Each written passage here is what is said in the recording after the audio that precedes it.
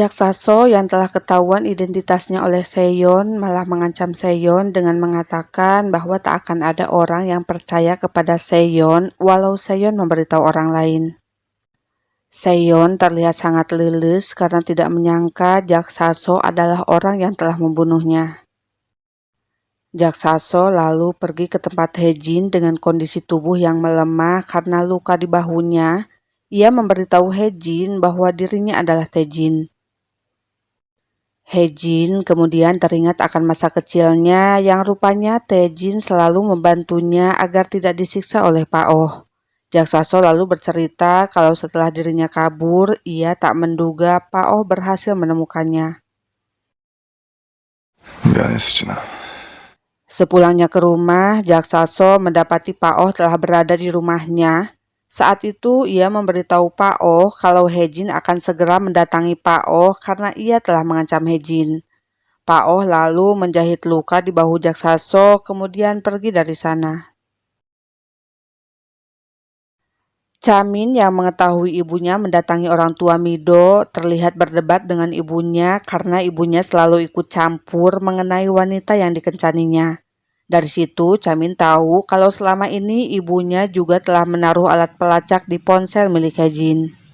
아니 그럼 지금까지 희진이 위치 추적하고 Di sisi lain, Hejin rupanya telah diberitahu oleh Jak Saso tentang rencana Pak Oh yang akan bunuh diri dan meminta Hejin membangkitkannya kembali karena Hejin bisa melihat bola abis itu. Karena mendapat informasi tentang Jak Saso dari Seyon, diam-diam Dongchol datang ke kantor Jak Saso untuk mencari beberapa helai rambutnya untuk dilakukan tes DNA. Namun tiba-tiba Jak Saso datang, sehingga Dongchol tak punya pilihan lain selain memberitahu maksud kedatangannya ke sana.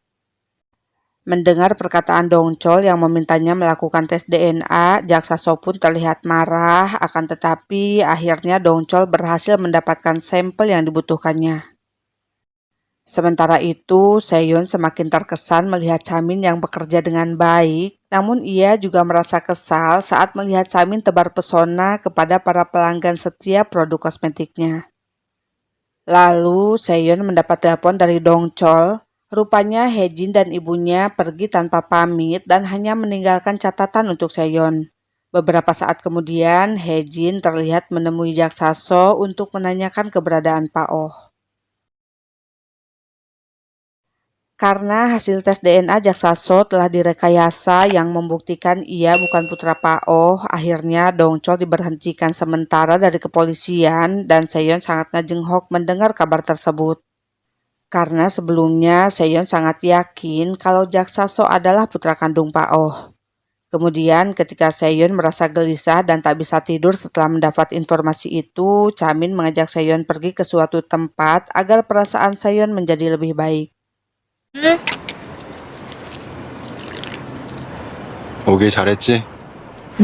Saat itu, Seyon memberitahu Chamin kalau sebenarnya ia menyukai Chamin dari saat SMA, namun ia sengaja menolak Chamin berkali-kali sebelum memutuskan akan menerima cinta Chamin.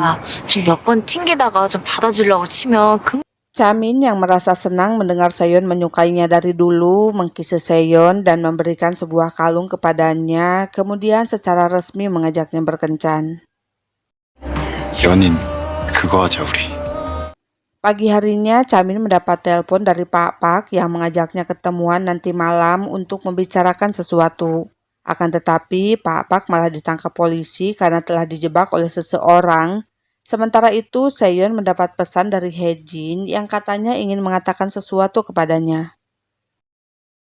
Beberapa saat kemudian, Seyon, Dongchol, dan Chamin berhasil meringkus anak buah Pak Oh yang bersembunyi di kamar hotel. Lalu Seyon mendapat pesan lagi dari Hejin yang membeberkan tentang rencana Pak Oh mengenai bola abis. Chamin dan Seyon terlihat sangat mengkhawatirkan keselamatan Hejin. Untungnya Chamin ingat kalau sebelumnya ibunya pernah bilang bahwa ia menaruh alat pelacak di ponsel Hejin. Chamin lalu menanyakan keberadaan Hejin kepada ibunya, kemudian mereka pun pergi ke alamat yang diberikan oleh ibu Chamin. 위치 왔어요. 이 근처에요. 여기 오영철이 은신했다는 신고. Di sana, Pak Oh memaksa Hejin agar menghidupkannya kembali dengan bola abis. Kemudian ia menyuntik diri sendiri dengan obat yang bisa membuatnya mati dalam waktu 5 menit. Saat itu, Hejin baru memberitahu Pak Oh kalau sebenarnya hanya Chaminlah yang bisa menghidupkan Pak Oh kembali. Pak Oh dan Hejin akhirnya ditemukan di tempat itu. Hejin berhasil selamat sedangkan Pak Oh masih berada dalam perawatan intensif. Sayangnya Ibu Hejin ditemukan dalam keadaan tewas di pegunungan dan saat itu tiba-tiba bola abis kembali ke tangan Chamin karena ternyata kini Pak Oh telah tewas.